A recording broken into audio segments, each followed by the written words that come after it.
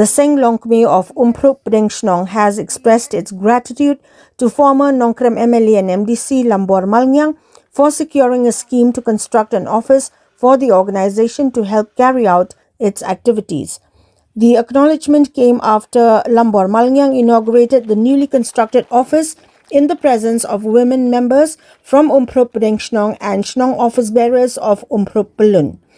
According to sources, the office was built through the Chief Minister's Social Development Fund with an allocation of Rs 2,03,000. The event was attended by Wanshon Nongspung the Rangbashnong of Dorbashnong, Umphrup Pelun. Addressing the gathering, Lambor Malngyang said he was happy to inaugurate the office and expressed hope that it would be used effectively for the welfare of the Shnong.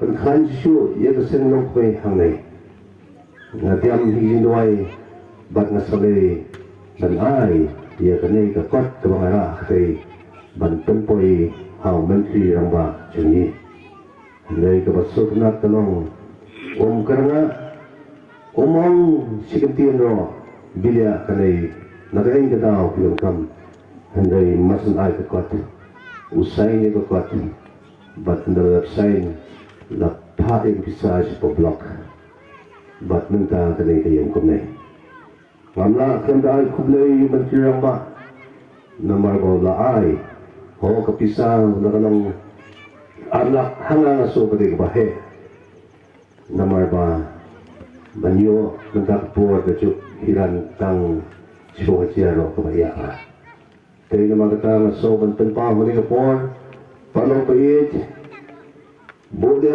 kejing tuai nak bentang cuma. Bangdanglah dan hapriang jauh kami pusat bahkan. Bantuan biang sersisin kejing kemen nak bentang belatu kejing kemen. Bahkan dan biang kebentang kebapinong ba udon balung hasenda cungkai.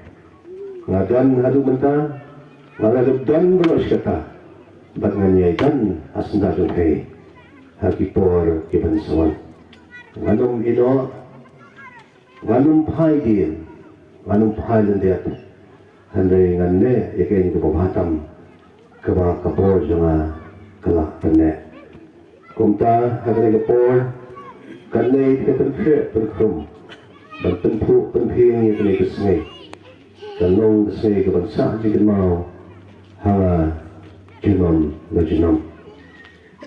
Ngiding setiap banyo. Yunus yang thumai makwa banong hari por ngatak dan singkmian mangayo yang benta nagle ke jaka kan ai kublei kerpang nakda jongkei ya Yunus yang thumai maso banong kublei sibon nakda jongkei para kiseng sanlat belano senyang kublei siyang amba hino senyang namta kiseng nong kumehne naso wapi senyang nam tarjuma rohile nam da kiseng long me naso hile nam tarjuma kemen skam ba kong ki khon samla jong kadong jong kanai ga dong prengsnong indang ye telun ngandai ye dan bentalang rohe hakano no klimat to ba mo pe dan kam niya telun lang rengkat